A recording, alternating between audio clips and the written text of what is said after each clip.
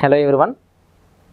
Now in this session we are going to discuss about one of the intramodal dispersion phenomena, material dispersion. So as you know, intramodal dispersion is the dispersion that occurs within a single mode, and there are two types of intramodal dispersions: material dispersion and waveguide dispersion. So in today's session we are going to discuss about material dispersion. So what is dispersion? Dispersion is the pulse broadening. What is the main reason for dispersion? Group delay variations or group velocity variations. So if these group delay variations are due to the variations in the refractive index of a material, and these group delay variations are leading to the pulse broadening of the light signal, that is the material dispersion. So whenever we are considering the amount of pulse broadening due to material dispersion, we need to focus on the dependency of the refractive index on the wavelength, right? So if the wavelength varies, then the refractive index of the material will be varied.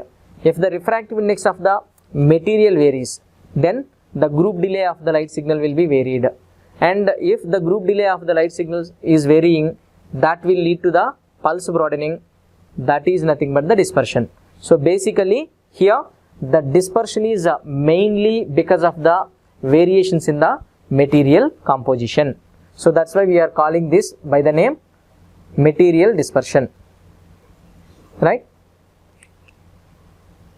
And here our objective is to derive the expression for amount of pulse broadening due to the material dispersion, right? And to derive this amount of material dispersion, consider a plane wave propagating in infinitely extended dielectric medium. That means dielectric medium is nothing but our optical fiber medium. Infinitely extended means it's of very long length. So consider a long optical fiber cable. In this long optical fiber cable, the plane waves are propagating, and the medium's refractive index is n of lambda. Medium's refractive index is n of lambda. So to derive the material dispersion, consider a plane wave propagating in infinitely extended dielectric medium which has a refractive index of n of lambda, right?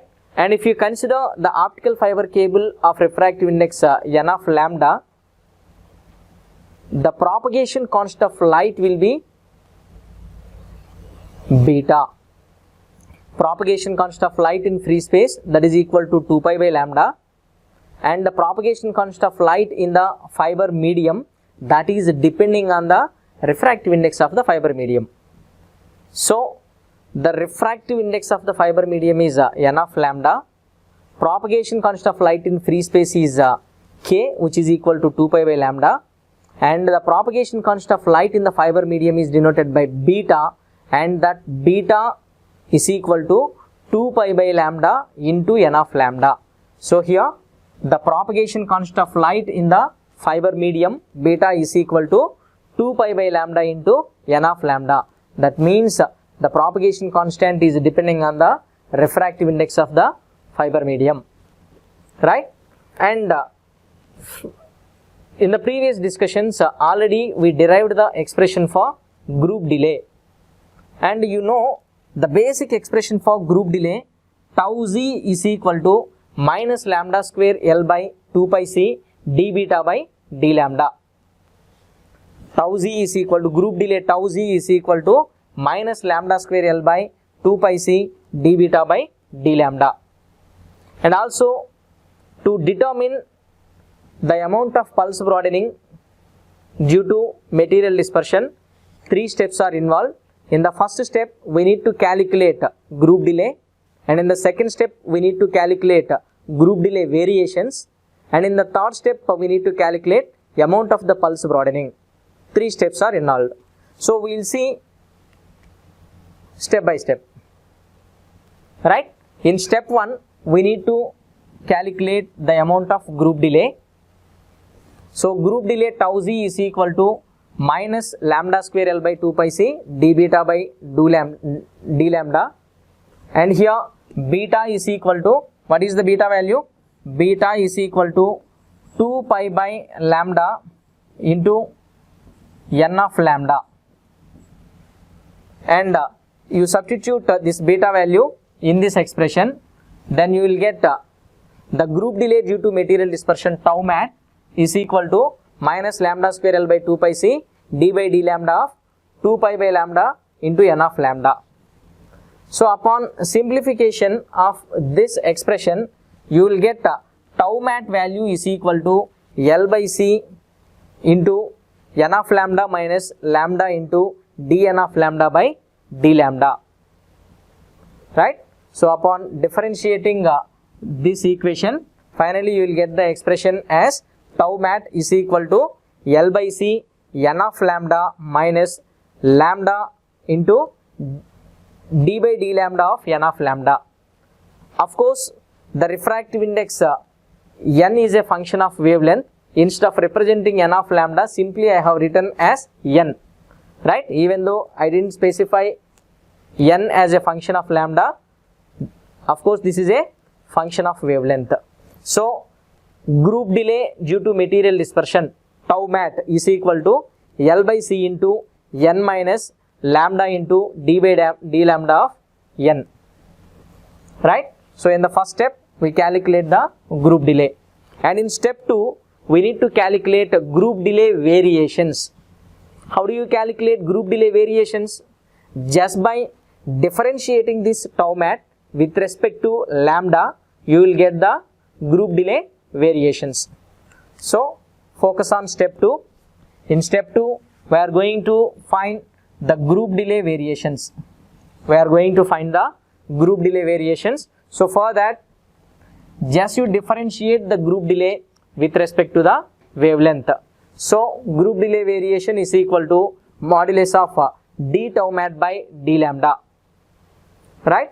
So what is tau mat? What is the group delay value?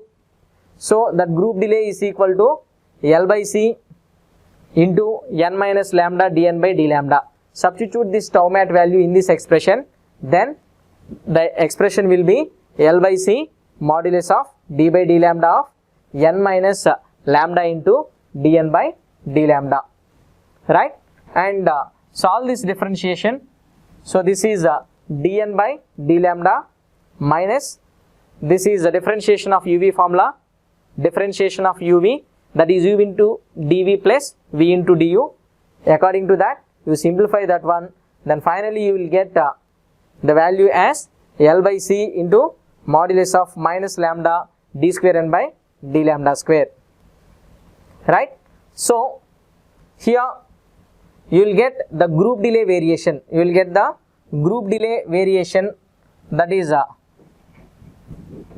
modulus of d tau mat by d lambda. This is equal to 1 by c into modulus of lambda into d square n by d lambda square into length of the optical fiber cable, right? Variations in group delay, that is modulus of d tau mat by d lambda is equal to 1 by c into modulus of lambda into d square n by d lambda square into length of the optical fiber.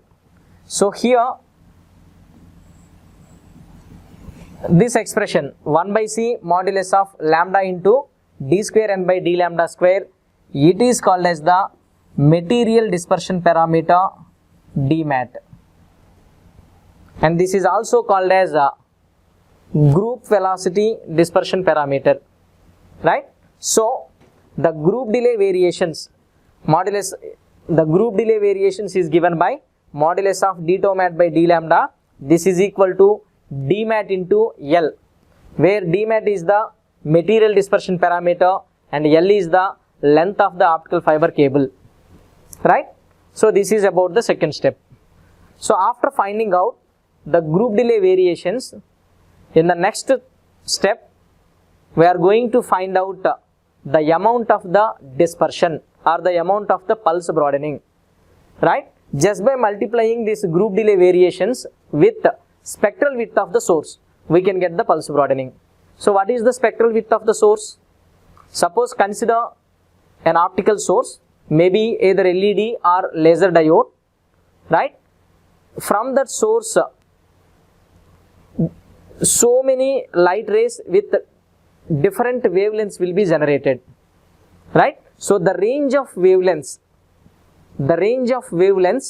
that the optical source is emitting, that is called as the spectral width. So spectral width of the source sigma lambda is the range of wavelengths emitted by any optical source, right? So if you multiply that spectral width with group delay variations, you can get the amount of pulse broadening, right? So step 3, we are going to derive the expression for pulse broadening or the amount of dispersion. So here the pulse broadening due to material dispersion sigma mat is equal to group delay variations into spectral width of the source, which is nothing but d tau mat by d lambda into sigma lambda. So already in the second step we have calculated this group delay variations, which is given by 1 by c modulus of lambda into d square n by d lambda square into L. So up to this one, this is group delay variations, and this is multiplied with spectral width of the source. It is giving the amount of pulse broadening. As I already told you, this 1 by c into modulus of lambda d square n by d lambda square, that is nothing but the material dispersion parameter. So finally, the amount of pulse broadening due to material dispersion sigma mat is equal to dispersion parameter d mat into length of the optical fiber into sigma lambda. So here amount of pulse broadening, that depends on the material composition, because here this d mat is a function of refractive index. So amount of dispersion, that depends on variations in material composition, right? And that also depends on the length of the optical fiber cable over which the light energy is transmitted, and also the spectral width of the optical source. So these three parameters are affecting the amount of the pulse broadening, right? So from this equation we can derive the expression for pulse broadening due to material dispersion, right? So here, what is the unit for this pulse broadening? Suppose let us consider at the transmitter side, we have transmitted a light signal of pulse width Tp. After traveling for thousands of kilometers also, at the receiver section, we expect the same kind of the optical signal. If the amount of pulse broadening is more, then amount of loss will be more. But in all the systems, in all the optimal systems, we are looking for low loss designs, right? So the amount of pulse broadening must be very less, right? So generally the amount of pulse broadening after traveling for certain kilometers will be in terms of nanoseconds or picoseconds, right? So the unit for sigma mat, the unit for pulse broadening or pulse dispersion is either picosecond or nanosecond. From this you try to derive the unit for material dispersion parameter. What is the unit for material dispersion parameter? So for that, what is d mat value? This d mat is equal to sigma mat divided by L into sigma lambda. For sigma mat the unit is picosecond, and for length of the optical fiber, that is kilometer, and the spectral width, that is nothing but range of wavelengths, right? So that is nothing but nanometer, right? Unit of sigma lambda is nanometer, and unit of length is kilometer, and unit of sigma mat is picosecond. So the unit for material dispersion parameter d mat is picosecond per nanometer kilometer, right? And the unit of sigma mat pulse dispersion is picoseconds, right? So these are the three steps involved to derive the expression for amount of pulse broadening. Sigma mat is equal to d mat into L into sigma lambda.